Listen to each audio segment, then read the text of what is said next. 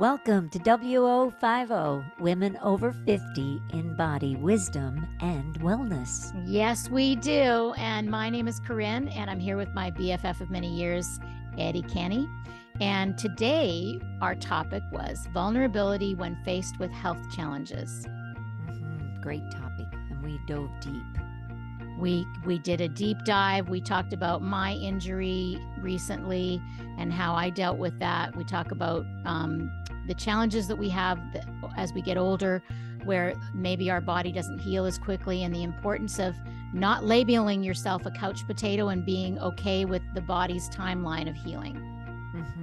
Just allowing yourself to be and changing your relationship with that idea of getting older and being vulnerable and being okay with it. The body is vulnerable anyway, no matter what age you are. But as we get older, it takes longer to heal. And then you discuss about some of the ways that you can make sure you're healing optimally with food. And you discuss just briefly about that. Yeah, and we also talked about your session with the cougar and then our meaning behind cougars. And enjoy this conversation. And we had fun. We hope you do too. Hi, Ed. Hi, Ken. Oh my gosh, it's been a minute. It has. It's been a busy time of year. Summertime, when you only have a very short amount of summer up there in Canada, and we both are busy. I was in Western Canada. You're home in Eastern Canada. How was your trip? My trip was awesome. I just got back like 2 days ago. I was there for almost 3 weeks, which was amazing to be out of this heat here. And I just love British Columbia so much. It's a beautiful part of the world. Oh my gosh. Every time I go home, it's like the people are so nice, and not that Americans aren't nice, but Canadians are very special. I do say so myself. I mean, I haven't gone a long time. You think so too?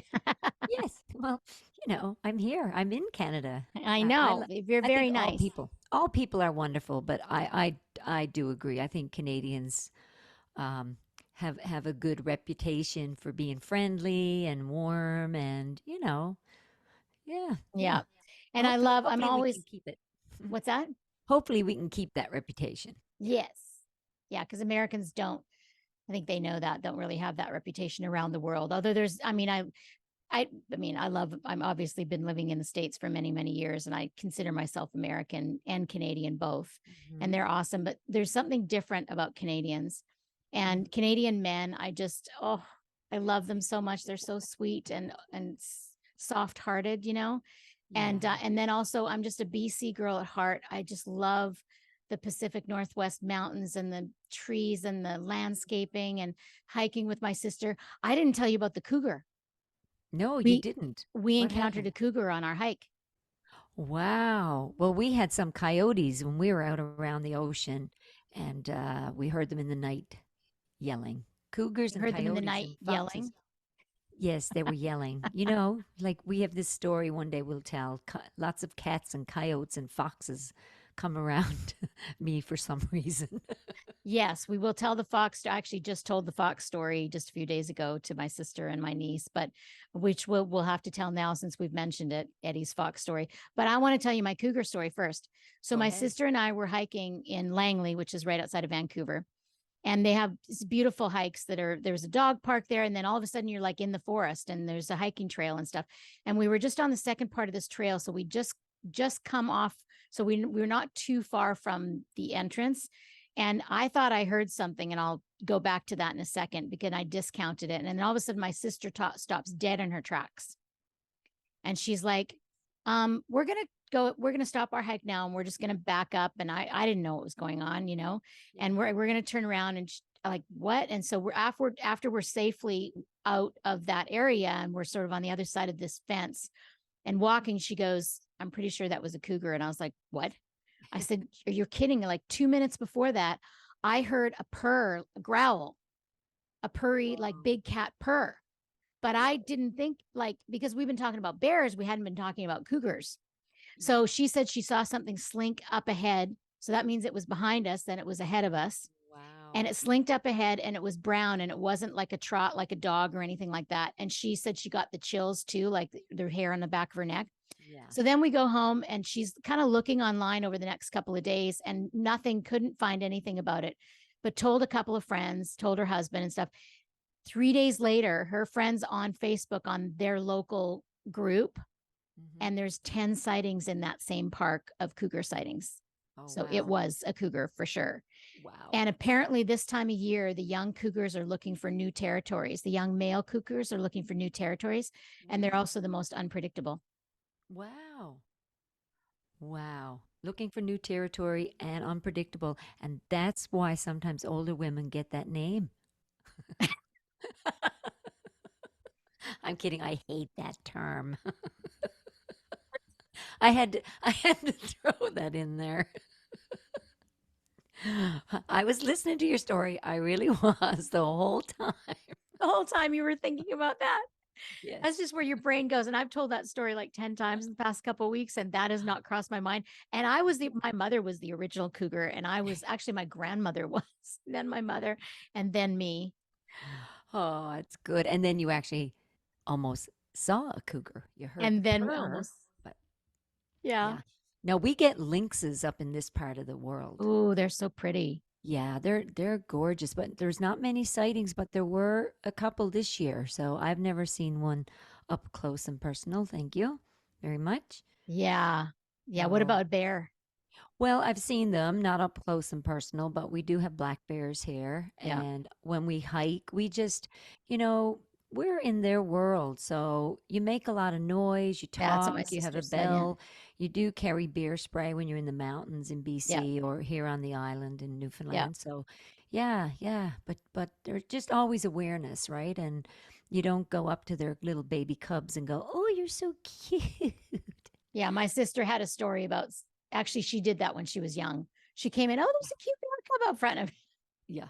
my Yeah. brother scooped her up and it's like, no, we're not hanging around here anymore. Yeah, we do. Yeah, because they're just protecting their young too, right? That they're vulnerable. Oh, yeah.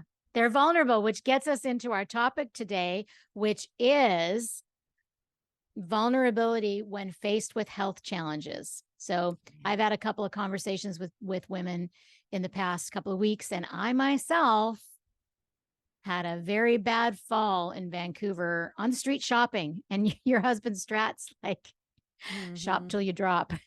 Yeah, I misunderstood the story, and I said she was on a trip, And and you're hiking, tripped, you said. and she was hiking and tripped, Yeah. and he was like, "I thought she was shopping." I'm like, "No, she wouldn't fall shopping," but Yeah. that's how it happened. Well, no, it Yeah. was on the street. So in Vancouver, there's Main Street is known as it. Actually, my sister said it's known as the coolest street in North America. Mm. And because it's 30 blocks long of really cool antique stores, used clothing stores, coffee shops, restaurants. So we Wow. walked, we got there at 11 a.m. and we were there till like 5 or 6 p.m. So, and the funny thing is here I am, Miss Mindfulness, right? I swear it was those shoes. Remember those shoes that I've gotten that have a little, there's sneakers with a little bit of a stack on them. Yes. So, but the pavement is very uneven. Mm-hmm.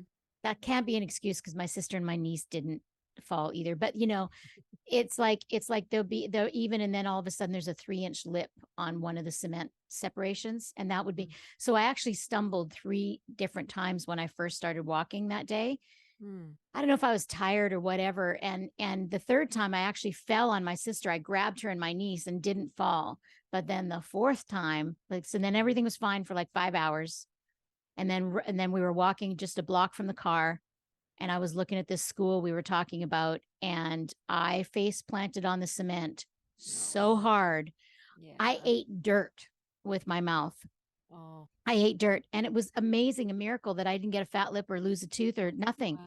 I actually didn't scrape, but it was hard. Like it's been like 9 days now, and I still can't straighten my right arm, and my right knee's buggered up, but I didn't like scrape. You know how you can scrape? There was only Mm-hmm. one tiny little blood spot on my one finger, which is still, my hand's a little bit sore anyways. So that's my vulnerability story. Yeah. I'm leaning into it. Mm-hmm. I couldn't move my arm for 3 days, but I did call Colleen, our resident doctor friend, my roommate, and she took me through some rotations with my hand and with my shoulder. And she said, well, if you can rotate your hand and your shoulder, there's nothing broken. Mm-hmm. And but it was just like soft tissue damage. I just kept my arm close and I leaned into it. I know in the past maybe it's like I think what can happen to people when they're injured or they have surgery, it's like they're kind of upset with themselves or they're frustrated because they want to get things done and they don't allow themselves the downtime. Mm-hmm. That's right. Yeah. They do. And they also will say things like, I shouldn't have wore those shoes. I'm getting older and I should do this. And now, that arthritis might come in and we start spinning a story that, sometimes it's guilt, there's a lot of guilt goes on.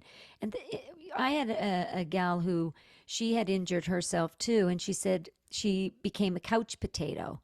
And she goes, I, She got called really. herself a couch potato. She did. She said, I became a couch potato and, I'd injured myself. I couldn't get back to my yoga, my walking, and I got more and more depressed. And I said, well, did you allow yourself that time to heal? Did you look at it as it was healing? She said, no, I just spiraled down the rabbit hole of, this is me getting older and this is what I have to do and accept this is how it is. And no, No, that's not what we have to do. no. And you It can takes be a vulnerable. yes, it's people not being comfortable with being vulnerable, Mm-hmm. right? It's like Yes. it's like there's a couple of different things that it can be when people are like wanting to get back to work. It's like they don't feel worthy to walk on the planet or good about themselves unless they're accomplishing something, getting their groceries, you Mm-hmm. know, whatever it is, or working. So they don't feel like a useful human when they're in downtime. Some people Yes. don't have they have a hard time resting. Like I Mm-hmm. visited an old friend over when I was in Canada and he's like, I have a hard time stopping. Like I've just been go, go, go my whole life. And I have a hard time just stopping. And he's ready to learn how to meditate now. And I'm so happy about that because people just don't know what to do with themselves if they're Mm-hmm. resting. My sister-in-law injured her knee really badly in Italy with her daughter and Mm-hmm. came back and the now she didn't go with the diagnosis. The doctor was telling her to rest for like 6 months or something, and she was hiking after 2 months. But she wasn't overdoing it, but she was Mm-hmm. also pushing herself just a little bit. So it's that Yes, balance. it is. It is. It is a balance. And especially as, we're WO50, we're embracing aging and with that comes retirement. With retirement for some people, it's allowing yourself to be and to be comfortable just with not doing anything. So if you have an injury and that's even tougher because now you're forced to be with yourself. You're forced to, okay, now I can't paint the house and now I can't fix the car and now I can't do this and this and it's okay. It's That okay. vulnerability is raw. It's rawness, right? When you look at really the meaning of the word. And then what starts to happen is I always think when we're vulnerable, we're like a different character in a story. So it doesn't matter what anyone else is thinking that character is, because someone might say, oh, you're lazy, or you're really milking this now, aren't you? Yeah, It's people will have their judgments, but it's how you feel about it. how you feel. None of the rest of it matters. You got to be, you're in your skin. Be comfortable in the skin you're in. So be comfortable with the thoughts you think. But if you're, catching yourself kind of going down the rabbit hole and depression is happening, or you're not doing your physio or your yoga, then something has to be rejigged to get you back on track. But Yeah, there's and a just timeline, right? yeah, being patient with the timeline. Because I had the same thing, the couch potato thing. One of our mutual friends had said she listened to the podcast. It was great. And she said it was great timing right now because she's recuperating from knee surgery and she's being a couch potato. And I texted her right back and I said, do not label yourself couch potato just because you're resting. Your That's right. leg, which needs rest, it Yes. needs your attention. It needs rest. It needs relaxation. It can be Yes. relaxation and luxury of reading a book. It doesn't have to be couch potato and lazy. No, no, it's just that's conditioning. Those are kind of belief systems. If you're not doing something, you're lazy or Oh, you're getting old. Hey, can't handle it anymore, huh? Well, no, that's not it. It's funny. I'll tell you a little story. When you injured yourself, we must be on the same energy frequency or satellite disk or something. We usually And are, Ed. yes, we are. And so I'm playing, of course, pickleball. And there was four of us, and it was a Sunday evening, and we're really playing a lot. And I'm going for every ball, because I'm That's who you pickleballer. are. Yeah. That's who I am. And I looked like to the other team I went down, that I had wrenched my knee. So I go down. I'm like, oh God, oh. And everybody's like, "Oh my God, are you okay? You shouldn't have went for that. Did you pull your leg? Did you injure your knee? What you fall?" And I'm like, "No, I whacked the paddle on my ankle bone, thinking it was the pickleball." Oh, that hurts just hearing about it. That hurt. That's like hitting your foot in the night of your knee on the corner of wood, and it Yes. takes you a minute, and then you have to spring into action again because nobody has any pity for you because it's your fault. You did it, and they're like, "Do you need a minute?" And I'm like, "No, no, no. I'm okay. I'm okay." Oh my But gosh. it did Yeah. take a minute. It did take a minute, and it was, a little bruised, but Yeah. I was But like, it was "Oh no, okay. yeah." Yeah. But That's there are a lot of injuries with this game. So well, I because tell people people our age stretch. are doing it too, which is gonna, Yes, they're getting into a sport that can be moving a lot and a fair bit of cardio, and you got to stretch. You yeah, have to do your stretches and your yoga and your exercises. You have to be active. You can't just get out of your car and go in and play pickleball. Well, you yeah. can, but there's You're gonna risk your injury more so. yes. Yeah. And as we're getting older, our recovery time is sometimes takes a bit longer because inflammation, lingers a little longer. We're older. Yeah. Bottom line, Yeah. the Yeah, and that's the healing's thing is like slower. is reality is we are getting older and it's the most natural thing in the world, literally. Mm-hmm. And yet we don't have to get stuck in those labels either that things are happening. You know what I'm saying? So it's a balance of accepting where we are at in life, but also being the best that we can be. Yes. Also, Yes. And it's also changing your relationship with aging. What does it yeah, mean to you? And how, moving forward, what are you doing with all that? yeah, What are you doing preventatively? So when you're, getting into new sports or games or activities or hikes or bikes or travel, what do you do to stay really healthy and well? Because injuries do happen. You could be doing yeah. all that stuff, like you, for instance, and you have that nasty fall. The body is vulnerable. We are human beings are vulnerable no matter what age you are. You know, Yes, we are. that's a and a few people said to me, at our age, hard falls can be harder. And I'm like, I feel like it would have been the same if I was Yeah. 20. Yeah. However, the recovery time is a little more challenging, takes a little longer, requires more patience, Mm-hmm. of more downtime, more TLC. Yes. um But you you're know also, the difference between 60, 70, 80, 90. Like, I even watch my mother who's 88, and I say, "Mom, grab your cane." And she, in her mind, thinks she can go as fast yeah, as she could at 60. yeah, But I'm like, you have to intentionally start slowing your body down. And that's why, doing this work now around being okay to just sit and be for a while. If you play, like my honey went out and played 18-hole golf game with his son and his son's friends, and they're all 30. And the next day he's tired, and I'm like, "Of course you're tired. Take it off, relax, enjoy. Now go outside and paint the house." No, I'm kidding. I didn't say that. I'm good with downtime for anybody. Yeah. But yeah, it's like you had, and his son's out running, probably 15 miles the next day, yeah, doing his run, and never affected him. So we're all a little different. We're all, if he's playing hockey, I'm like, take the next day to recover. You don't play hockey again the next day. But yeah, how beautiful, we're still doing these things with speed and stamina and joy, because it still fuels you, right? It still makes you happy. Your walk in the park, you don't not walk in the park because you're afraid you might fall, right? It's not going Yeah. to, this fall didn't stop you from shopping now, has it? No, no, no. No, it never will, really. I wish you were there with us. We had so much fun. You would have loved the I shops. know, and I probably would have caught you, see? Yeah. I got your back too, right? So. My sister caught me the first time. What I think though is kind of funny, and I know not everybody's going to agree with this, but you probably do. It's like sometimes, and it could be just a story, but whenever I have anything physical happen to me, I always just think that I needed energy moved in that area. Who knows? Right. We don't know that for sure, but that's instead of being pissed off or mad at myself, that's where I go was it was an accident. Accidents happen.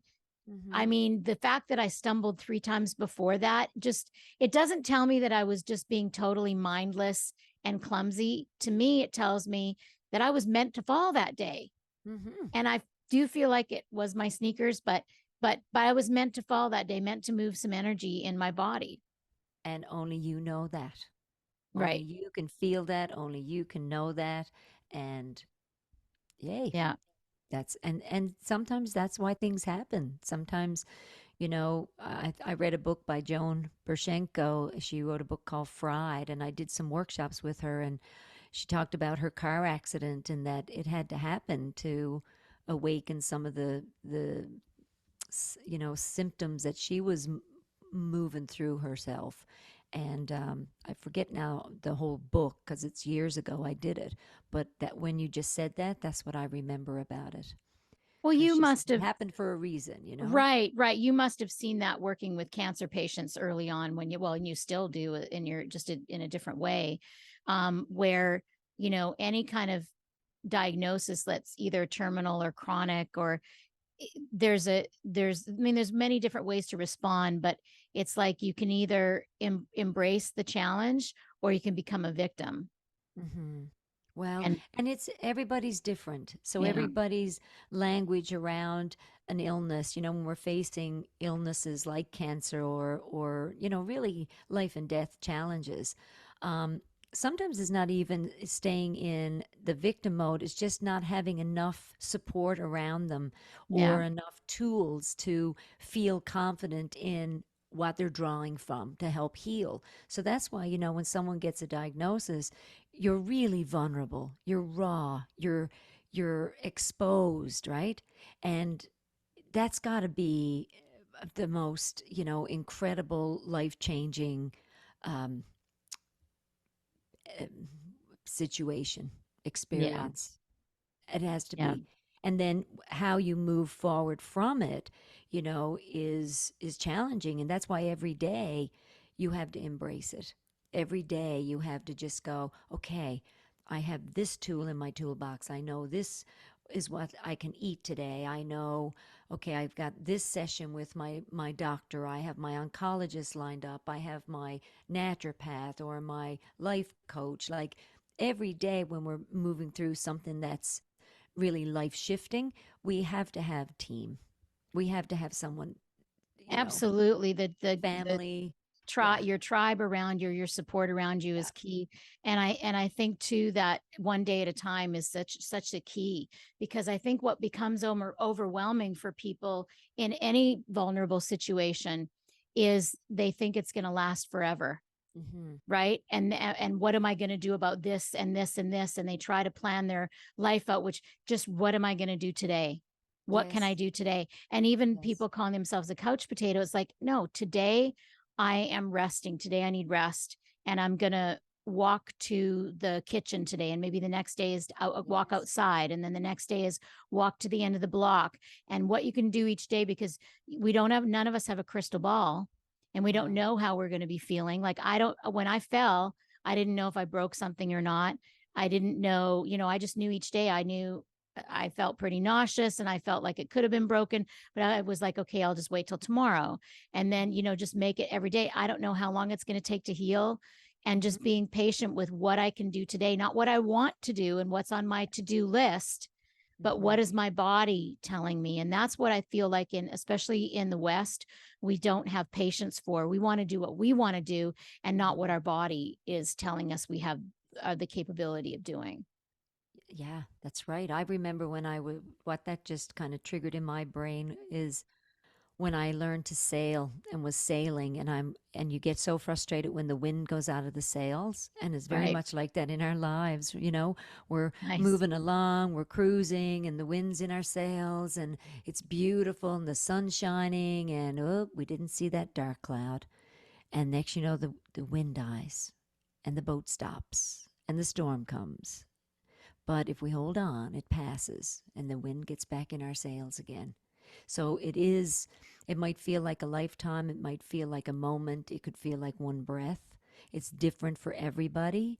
So, you know, in my experience, I've had many people come back in and say that cancer became a gift for them because in the gift, the diagnosis was not fun, but the gift was how they changed everything in their life. They Yeah. started How they embracing, responded to it.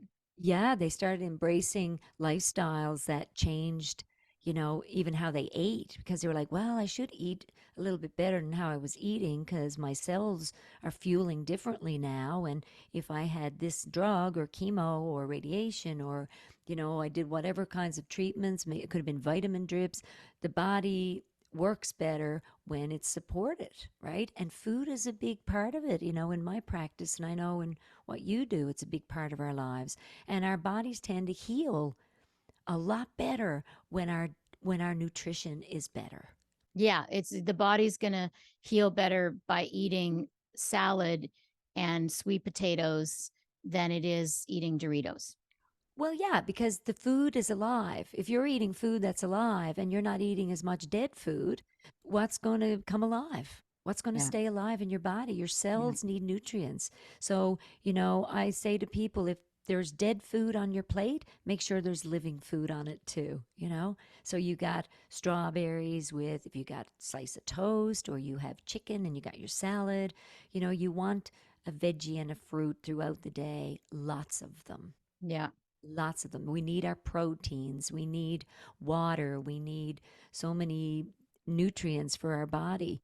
And knowing where it comes from, the soil, the store, the package, the brand, the more we know, I think that the faster the body heals because with that comes a belief system of, I'm eating better and that's healing. Yeah. And Same. also, go ahead. Sorry, the same if people, have strong faiths and they pray and they go, I really prayed for my friend and I lit a candle and there's power in that energy as well. So the belief systems, it could be I meditated for that person. I included them in my walk today. Whatever you're thinking of them. Yeah. It's very healing, very Yeah. powerful. And sleep is very healing. So when you're more balanced with your eating and you're in sleeping, I mean, that was actually a big deal with the first, I mean, it is every day, but especially the first 5 days, because Mm-hmm. I could only sleep in like one position the first 2 nights, but I slept and I was amazed, like blown away at how much better I felt after a good sleep. It was just like, Oh, wow, that I could only do like this yesterday and now this is happening. It just is mind blowing to me. So looking at it's your amazing. at sleep and then also noticing how the body's healing, focusing on the healing that's happening and not the limitations that you're noticing, like I can't do that, right? So you can be frustrated for a minute and have a little pity party for yourself, but then be grateful for what you can do and the healing that is happening in your amazing body. I That's wanted to say one more thing about your beautiful metaphor of the wind and the sailing is that it when the wind dies down, you can get upset about it and have a tantrum and be pissed off and not enjoy being on the boat, or you mhm. can just relax and enjoy the downtime.